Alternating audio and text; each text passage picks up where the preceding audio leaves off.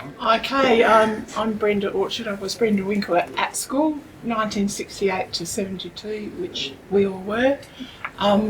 Luckily, we've remained a good group of friends, and we were just saying we think we had the best years covering that end of the 60s and into the beginning of the 70s, where life was fun. Me at school, never studied, always got A's. Good at sport, house captain of Stanford for 3 years. Yeah, I'm Bronny Sharp. Had a few name changes, but I'm back to Bronny Sharp. I was 68 to 72. We were in the A level from second year to matric, but we were the rebels, the rat bags with the short skirts, and always in Nancy Collins's office.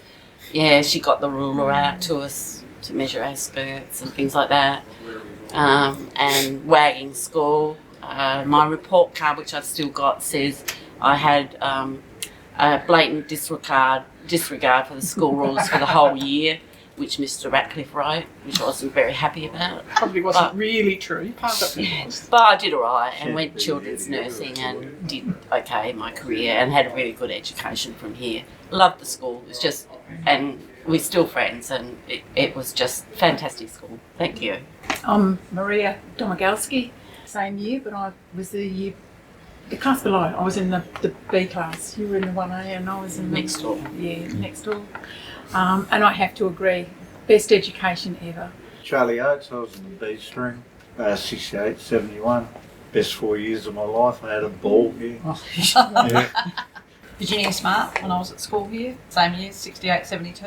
Had a great time, good memories, great people, great people. Good life to grow, good place to grow up in. I'm Vaughan Carter, 68 to 71. I left to go join the army, so I couldn't wait to get out of school, to be honest with you. It was one of those things that I was never a terrific student. I did enjoy the environment. I did enjoy, most of the teachers. There was a few there I didn't like. Rockjaw was one of them. And we have to mention Sonia Mislov, who was Yugoslav and passed away a few years ago from cancer, who was our best mate and really good at sport, didn't speak English at home but did really well and in the A classes. So It was probably one of the most social times we ever had. And the education was good. I was fairly into sport. I, of course, probably like Charlie, loved PE. Was lucky enough to be picked in every school sports team that ever had, and loved that. Miss Tasker, Mr. and Mrs. Needle. Academics was definitely not everyone's strength. For a long time, their school into it. Amazing. do in 1972 was get on the first bus out of town as soon as we finished school. But we've come back, a lot of us.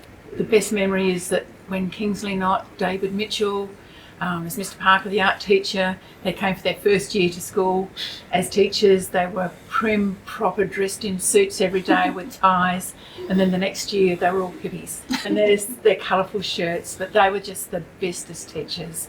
My favourite subject was geology because it was brought in 1972 for the first time by Terry Cree, and that was just amazing. We went to Fisheries Bay to look at the cliffs and fossils. We went on an excursion to Adelaide. We went to Hallett Cove. We went to Nairn, Burra. Murray It's Bridge. just amazing. That was a great subject. There was lots of opportunities, that it was very diverse. And you could have a go at anything. And I think for me, 1 year I got the art prize, another year got the drama prize, and then chose a cooking book.